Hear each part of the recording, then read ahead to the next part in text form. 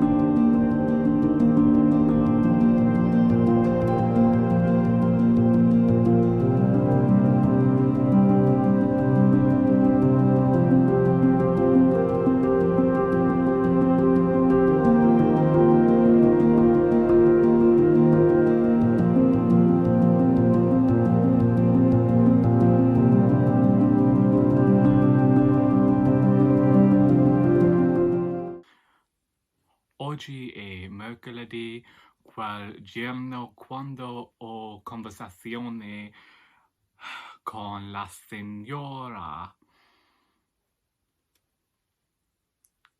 questa sera, buonasera, questa sera. Yeah, so today's Wednesday, and later on I will be chatting to the Italian lady who comes into my shop. So there's been a bit more Italian practice going on, and I have just got back from a walk with Sally around Macclesfield Forest. It has been at least 3 months since I did this walk with Sally, and that's a shame because it is my favourite walk. I think I last did it around my birthday, because I decided that even though I wasn't celebrating the day, I still wanted to have what I would call a perfect day. So I got the stuff in to have one of my favourite meals, and I didn't do this on the day because on the actual day I was working, but I think it was either the Tuesday after or the Tuesday beforehand. It doesn't matter when I did it, but it's been that long since I went, and I did my favourite walk again. And it's a favourite of mine because despite the fact that my knees aren't what they used to be as the bone slowly wears away, I really should get that checked out. And my lungs are a bit low on capacity, so I'm constantly like breathing heavily. You know, like if you recorded my breathing whilst I'm on this walk, you'd think I was about to star in some sort of serial killer movie and I am the murderer. But you get past all that. You get past the lungs aching and the heavy breathing, and there just comes this moment where you're walking and you feel this relief, and that is the reason that I enjoy it all. The restlessness I get before walking, and I go on the walk, and then just whilst I'm walking, there's this sense of calm and relief that appears, and I am here for it. Of course, now I feel all content and languid and lackadaisical, and don't want to do anything. But hopefully I've got 3 hours to prepare now for this chat with the person, and actually you can't really prepare for a conversation. I am hoping that we're going to keep it simple. You know, io ho abito alla casa mia con I genitori e un fratello e avuto 3 fratelli e una sorella. I'm hoping we keep it to that sort of thing. I can cope with that. And I'm hoping we can, you know, chat slower than usual, so as I can properly understand what's being said, and so that I can actually keep the conversazione going. Anyway, sorry. Air's a mess, and I'd care, but the walk takes all cares away. So I have read another 200 pages of The Moonstone by Wilkie Collins, and we don't seem to be any further along in the mystery.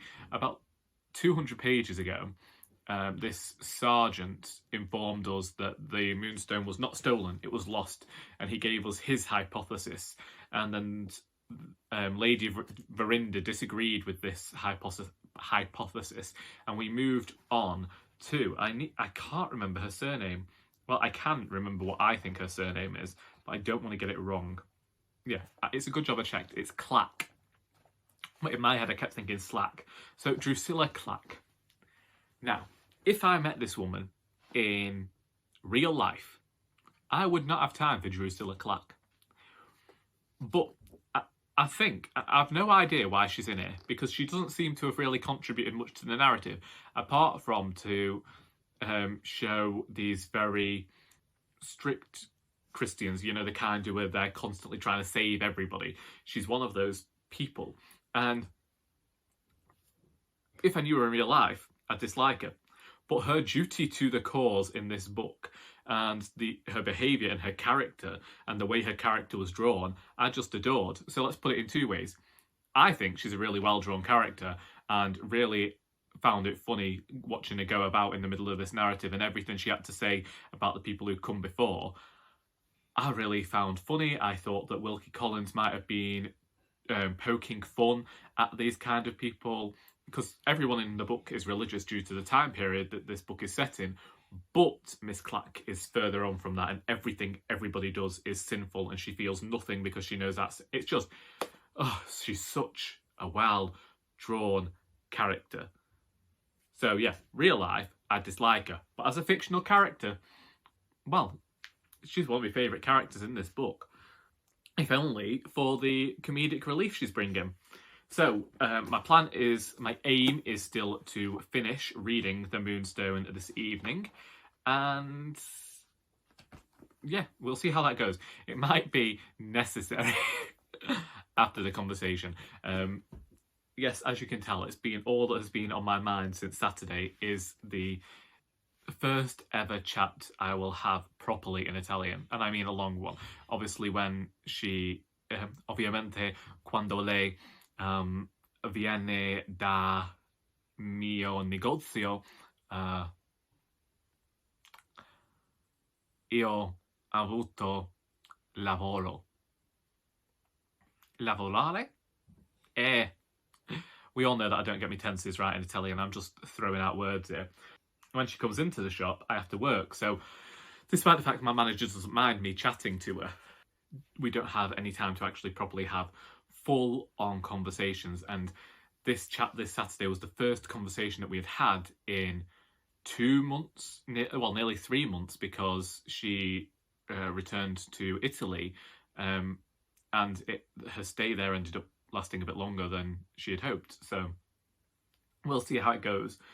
I won't ask you to, well, I was about to ask you to wish me luck, but then I remembered that this video won't be going online until after it's happened, so I'll probably come online tomorrow with my final thoughts on The Moonstone, which so far, detective story, I can see why this is cited as the first piece of detective fiction, simply because I think Agatha Christie does something similar later on in her career, where she presents you with the story it doesn't really seem to be going anywhere, and I'm hoping that there's going to have been red herrings and stuff that I have missed, that when it gets to the end I'm going to be like, but either way, the writing of Drusilla Clack, second to none. Complete improvement on The Woman in White. To me, they are completely separate worlds. I cannot believe the same writer wrote them. So yeah, we're 2 for 2 now. 2 Wilkie Collins I haven't liked, and 2 Wilkie Collins I have. Obviously, not finished this yet, but I'm hopeful about this one. And,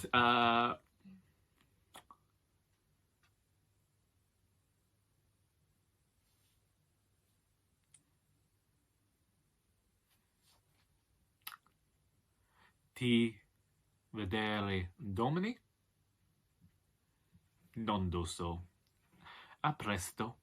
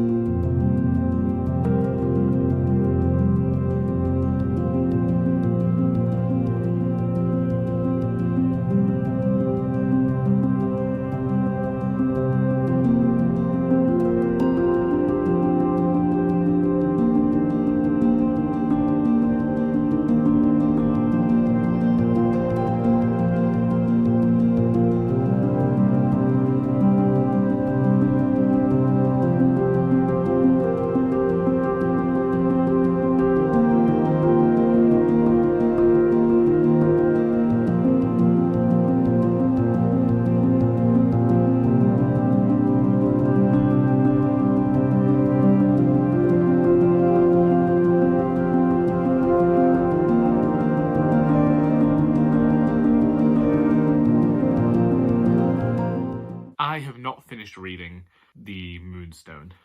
I'm still going to do it today. It is currently just after 12 o'clock. I'm about to go shower, you know, get ready for the writers group at 2. The hour-long conversation I had last night that was only supposed to be half an hour with the lady, the Italian lady. Basically, my manager found out that one of our customers is Italian and had me go and speak to her a few months ago. And the first time we spoke, she said that I was too shy. So the next time I really tried. I focused on what I was saying, and then she went off. I can't remember how many conversations we had before she went off back to Italy.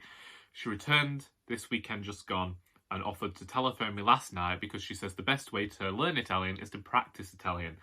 I had a few stumbling blocks last night where I kept having to say non ho capito, I don't understand, and she was very kind. She had me read to her from the Italian comic book I read last year, and I had completely forgotten how Topolino, also known as Mickey Mouse, is much more popular in Italy. Allora le descrivere la storia del Topolino e la sua amicizia. Amica. Some of the words in Italian, whilst I know them, I find them incredibly difficult to pronounce, especially the word for empty. Anyway, so this conversation went on for an hour. Sometimes I was stopping and talking in English, and she said try and speak in Italian, and I would apologise. And basically, there were some times where, well, we ended up laughing because I did revert to the simple thing that you learn at the start where you talk about who your family. Well, that was in a conversation about Christmas. Anyway, that got in the way of my reading of the Moonstone because it was 7:30 when we finished talking. She went off for her dinner and I had to cook mine. And so I finally sat down for tea at about 8 o'clock and then wasn't really settled until 9. And then I was chatting to a few friends online. I could have listened to the audiobook of the Moonstone at the time, but I didn't. So I only read about 40 pages last night, which means that I'm now at the 370 page mark of 434 in this edition, and my intention is to finish it today. I have enjoyed this book much more. In a strange coincidence, this morning my mum put The Return of Sherlock Holmes on, and one of the solutions was opium, and this has just come up in this book. So opium had been used to drug someone without their knowledge of it being done, and this has just come up in the Moonstone. And so I will be interested to see what comes up, where this mystery is going, how is it solved, because I'm pretty confident that I am going to see some things that went on to later inspire other crime writers. Wasn't the biggest fan of Franklin Blake as a character, but I found his mystery intriguing because it was very much him discovering things about himself and a conspiracy surrounding himself that he didn't know about. And that was fascinating to me. And there was very much almost this sort of psychological thriller thing happening here that I think Patricia Highsmith does well in her career. So I want to see how that's going to work out, and apparently that's going to happen in this next narrative. I have a few more narratives to go before this book is over. I keep having thoughts as to how the mystery is going to be solved. We will see whether I am right. I don't know whether I'll be able to talk to you later today, but if I'm not, then you will get a final clip of me in the car tomorrow discussing my final thoughts on the Moonstone. I finished the Moonstone. Did I ever mention this was actually a buddy read with Dane of Dane Reads? Because there you go. We do our buddy reads a bit differently than I think other people do. We just read the book at a similar time and then put out videos. It turned out the person that I suspected actually did it. I do wonder whether that's just because I've read so much detective fiction now that all of the things were in place for you to be able to guess who it was. I can see how Wilkie Collins has inspired other writers since this book came out, which was good. It was good to see where it all started. I was engaged throughout the reading of this. I found it somewhat more pacey. I said the other day I couldn't believe that the same person that had bored me with The Woman in White had thrilled me so much with this book. And sometimes it wasn't even the tale itself, but the characters. And I think that characterization can be strong in this one. Sometimes I do think there were a few too many characters, but I also think that was done to keep the reader guessing. I thought that having all these different people telling the story was quite reminiscent of Knives Out, and I wondered whether the people who wrote Knives Out had been inspired by the way that this story was told. That's it. I read The Moonstone, and I enjoyed it much more than I thought that I would. I also really liked a certain epilogue scene that ends the novel. I thought that it brought the story full circle and it made the tale seem somewhat more cinematic. And I'm pretty sure there has been a very recent adaptation. So I will be interested to go out and to find that. But either way, me and this stuffy old nose are going to disappear now. If you have read The Moonstone and would like to discuss it, then please feel free to do so in the comments. I hope that you have enjoyed this video, and until next time, that is all.